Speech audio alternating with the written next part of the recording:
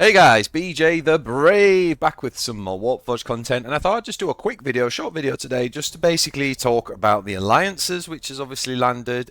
Lots of people have been asking me questions, yeah, so we're going to dive in. I'm going to kind of take you through an overview of what alliances is, kind of actually show you what it looks like as a faction leader, like what I can see and all that sort of stuff, and then talk a little bit about what I'm planning with my own alliance. Okay, so as you can see down at the bottom of the left screen here, we've got a thing called social. So now we are able to select that, and that brings you to here. Now, if you were not part of an alliance or you wanted to create one, you click this alliances on the left here, and it would say create or join. All of the ones that are public will be lined up here, and you'll be able to actually select one and press join. I actually created one, which is the Collegium Magistrorum, which basically is like the Masters Guild, basically. That's the idea. And essentially, what you then get is a kind of tab showing you where you are in your trophies. And I believe that this is a combination of everybody's Forge progress that's in your alliance. Then over here you can kind of decide whether you want it to be global or so like you could make the language Czech or Portuguese or Spanish or whatever. Obviously I've gone global because I actually don't know whether that means, for example, if you're in my faction you're Chinese, whether it shows on your thing as Chinese. I assume it does.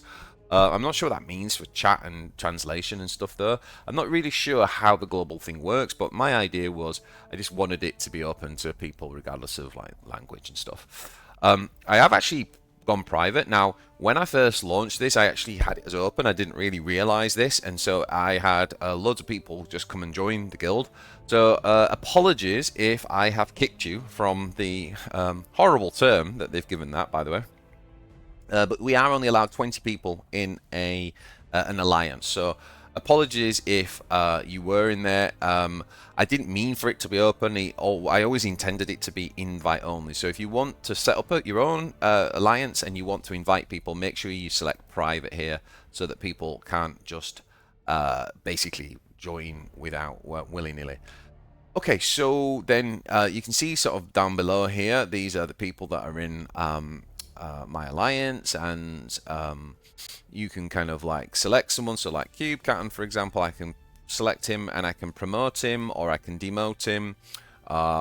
Kick if I want to kick him out of the alliance.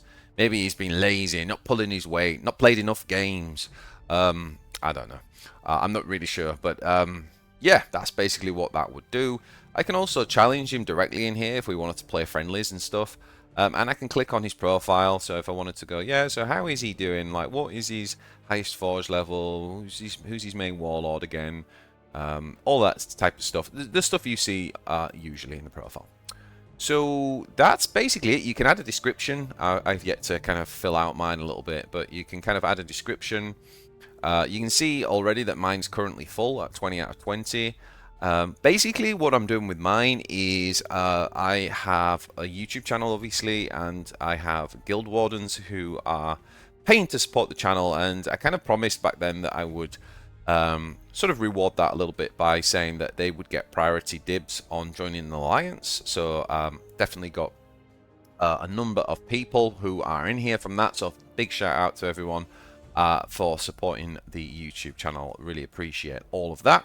And then just some sort of friends of like the podcast, the videos we've been making on my channel, and people that I've interacted with the community. I think what's pretty cool is that not everybody who I know or that know each other has kind of just banded together and kind of made one alliance. There's quite a few alliances, and I think that will be better for the game because, you know, like for example, me and Ecclesiarch are on the same one, Barrick's got his own one, so it'll mean that it's much more fun for everybody because, like, quite frankly, you know, we want to have some like healthy and fun competition and stuff like that. So yeah, we can hopefully do some pretty cool content around that as well, around alliance wars and things in the future, so that'll be cool. Now another really good thing to show you here is when you open up chat, you can open up chat here and you can kind of go into this is the global chat that everybody sees, and then you can kind of click on here and you can see your alliance chat, and you can see here like Slither has shared a deck, and there's a link there, budget or Mesos, so I can basically just click on that and it brings me straight up to the screen. Brings you straight up to up to this screen here, basically. Now, if you wanted to share that, so like let's say I wanted to share, I don't know, big synapse, for example. If I wanted to share this, you can see when I click on it now in the collection that there's a new icon that's been added. So this was the old share button, and then you've got this icon here. If I click that, it will say, do I want to share it on Alliance chat or in global chat? And if I click on it in Alliance chat, then basically go back onto here, you would see it's come up there. So it says that I've shared it, and people can just click on Big Synapse Songa and it'll show you the deck, and they can just import it directly. So yeah, so we're able to kind of like share between us, which is pretty cool. I think some of the features are quite nice there. I don't know if there's plans to like extend any of the kind of collaborative features and things like that.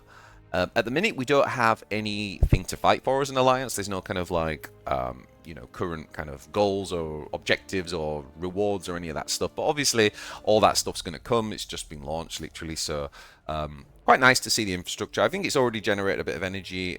People are enjoying it. I mean, the meta's not great right now, but we have got the Tau raid. So you can see we've literally just launched the 7-day raid. So people are already plowing on with that as well. So there's quite a few things to play for this week. So yeah, that is the alliance. Now my understanding is, I just wanted to show you this. So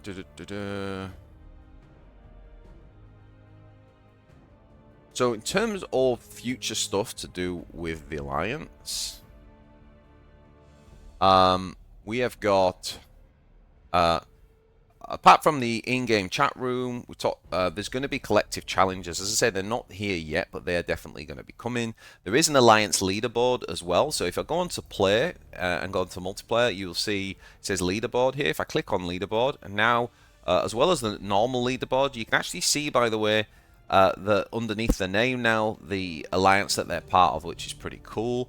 So Shrigma, for example, is part of my collegium, and it says that under there. So that's pretty cool that you can see kind of like who's in which alliance. Now, if I click this tab here on the left, alliances, it will actually show the leaderboard for alliances as well. I'm not really sure exactly how this is calculated, but anyway, it's obviously a kind of average of everybody's individual scores. So yeah, so there we go. So that's the scoreboard. There's going to be exclusive trophies, and you know, as I said, basically it's all about kind of driving like teamwork and things like that. So we get to see what the rewards and everything will look like, but it's pretty cool. So that's it for me. Just wanted to show you a real quick video just to kind of show you what the alliances look like from that. If you got any questions, let me know in the comments, and until the next one, I'll see you later.